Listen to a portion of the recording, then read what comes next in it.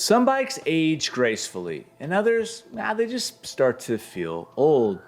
And while this week can all be tuning into the Super Bowl of gravel racing, I'll also be watching for new tech and new bikes. And this year, one question keeps popping up. Is Specialized preparing to launch a new Crux? And will we get a sneak peek of it at Unbound? Whether it shows up at Unbound or not, we need to talk about what a next-gen Crux should actually look like. The current Crux launched in 2021 and was quite the statement at the time. 725 gram frame weight, 47 mil tire clearance, no internal routing, no gimmicks, just a classic, clean gravel look, and of course modeled after the Athos. It was unapologetically minimal and ridiculously fast, and over time, widely recognized as a fantastic bike beyond just a gravel bike. A pure gravel race bike with the soul of a lightweight, well-mannered climbing bike.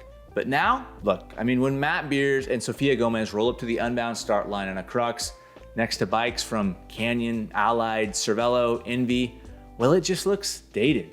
It has very traditional tube shapes, external cables, no drop seat stays. Even if you add a one-piece bar, it still shows its age. Not in performance necessarily, but in silhouette. See, gravel has moved on fast. 45mm tires are kind of the new baseline. The new Allied Able, it clears 57s. One-by drivetrains like the 13-speed SRAM Red 1x-Axis Explorer, well, they're dominating, and mullet setups with the 1052 continue to be a favorite. And Shimano keeps teasing a new group, maybe a new gravel group. These new groups cover such a huge range. There really isn't a need for 2x in gravel like there was 4 years ago. Even if you're riding a mix of road and gravel, the new 1x Explorer group has you covered.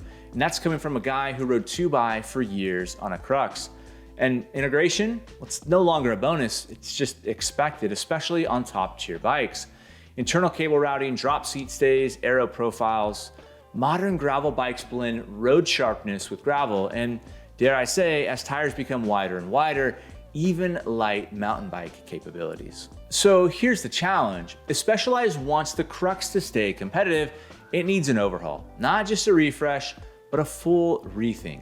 How? Well, let's dive into it. The first thing on the wish list is, of course, tire clearance. The new Crux should have clearance for at least 50mm tires, but ideally 55. See, 47 now just feels small. And a new Crux, I think, should take cues not from the Athos, but from the SL8. Is that sacrilegious? Yeah, maybe. Even semi-internal cables would go a long way. The current cockpit looks like a throwback. Simple? Yes, but we've seen now that cables can be neatly tucked underneath stems without needing to be fully integrated. And then we come to storage. I feel like down tube storage is now kind of a given in a modern gravel bike. Just about everybody wants it. It helps us get rid of all this junk that's in our pockets. And yes, the refreshed Crux that came out last year is now UDH compatible, and that's great. But most of the Cruxes that a lot of you are riding aren't.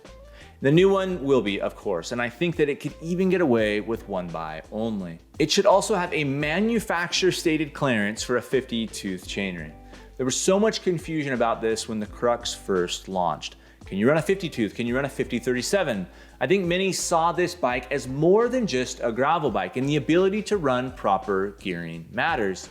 The new Crux should have clearance to run at least a 50-tooth 1x chainring. Whether it's designed for it or not, it's being used as a crossover platform. It blurs the lines between road and gravel, or at least the current generation does.